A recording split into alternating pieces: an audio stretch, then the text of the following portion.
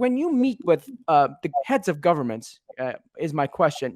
What do you discuss? What are the lowest hanging points? It depends on the country, and I know a lot of heads of state now. It's one of them even gave me a giraffe. It's a pretty crazy world. Mongolia was probably the most fun because when I talked about taxes, I said, "Do you have a problem with tax compliance?" They say, "Oh, it's terrible here because a third of our population are nomads, and you try to tax them, they disappear into the desert." I'm like, yeah, it's tough. So, here's the first axiom, and people don't get this. No matter how high the tax rate is, in poor countries, rich people tend not to pay taxes. They have the luxury of being global citizens and disappearing in ways or structuring themselves in ways where they can always minimize their tax burden. So that class is very robber barony in these places we go, whether it be Indonesia or the Philippines or other places, and sometimes sickeningly so. And these governments, they're always trying to deal with these realities. And they say, we'd love to be able to charge a fair tax. And some governments actually had breakthroughs, like the government of Georgia, for example, in Eastern Europe. They have a very simple tax system. They have flat tax, and they got rid of an enormous amount of corruption over a 10-year period. But it was hard. It was very, very hard. And people ended up dead in rivers and these things. They had to fire every police officer in the city of Tbilisi and train a completely parallel police force.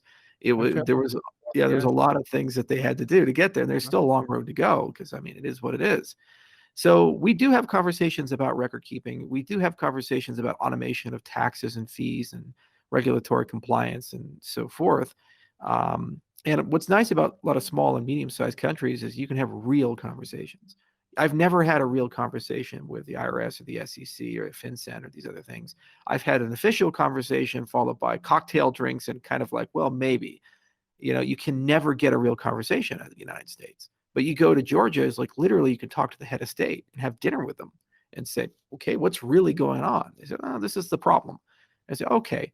And you ask, what are your pain points? And sometimes they're in super simple pain points to understand, but super hard pain points to resolve. Like in Ethiopia, I remember having dinner with Khalid Bamba, who's the CEO of the Agricultural Transformation Agency, and they're in charge of 15 million smallholder farmers in the country. So it's a huge task, and their job is to figure out how do we get them collectively doing the right things so we don't ever have starvation again, and we can actually grow wealth and modernize our agricultural processes. And so he's got the hardest job in the country. Anyway, talking to him, I said, well, what's your problems right now? He said, well, Charles, my biggest problem today is that when fertilizer comes from Djibouti to Addis, it arrives in Djibouti at 50 pounds. And I guess it goes on a diet because when it gets to Addis, it's 35 pounds, the bags. It's like, okay, yeah, I see what you're saying. And I say, well, let's look at your supply chain. And we start unwinding that. And there's probably 600 different unique entities that are touching those bags before they arrive in Addis Ababa. So that's the problem they want to solve. Because, it's great to talk about big geopolitics and the rise of great nations and philosophy and Bastiat and Ludwig von Mises and these things. You can go all the way down the road, right? But at the end of the day, if you can't solve the problem of disappearing shit, you are shit. So that's how this works. So those are how you build these relationships with these policymakers. But if you're really clever in your solutions architecture, along the way, you can say, well, we can put digital identity here that also could be used for census and voting. We can put a payment system in here. We can put a tax compliance system in here. We can do all kinds of track and trace things here that are very useful for solving a collection of problems. You solve the primary problem, but in the process of solving that problem, you solve a web of secondary problems. And then they say, wow, okay, this has legs. What else can we do? And then suddenly you have 12 other ministers calling you saying, like, I heard from the ATA that you solved this thing. Can you do the same thing for us? You say, sure. And over time, you kind of blockchain the entire country.